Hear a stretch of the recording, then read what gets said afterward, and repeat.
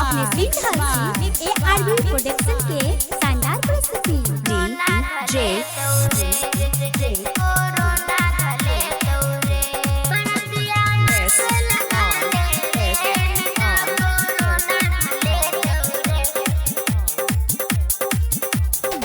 बना के राख रे गज दूरी ओय पर से छै मास्क जरूरी बना के राख रे गज दूरी ओय पर से छै मास्क जरूरी डरल कर ई बीमारी सरे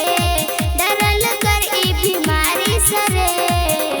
बरतिया मास्क लगा ले रे नेता कोरोना धले तोरे दू गज के दूरी बना ले रे नेता कोरोना धले तोरे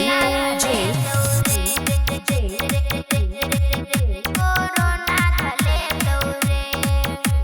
कोरोना धले तोरे बरतिया मास्क लगा ले रे नेता कोरोना धले तोरे दू गज के दूरी बना ले रे नेता कोरोना धले तोरे बना के राख रे गज दूरी ओय पर से छै मास्क जरूरी बना के राख रे गज दूरी ओय पर से छै चलल कोरोना के दोसर लहर रे गाँव शहर में पूरा मचल कहर रे चलल कोरोना के दोसर लहर रे गाँव शहर में पूरा मचल कहर रे चल रहल छै महामारी रे चल रहल छै महामारी रे बरतिया मास्क लगाबी है रे नेता कोरोना धले तोरे दू गज के दूरी बना ले रे नेता कोरोना धले तोरे कोरोना धले तोरे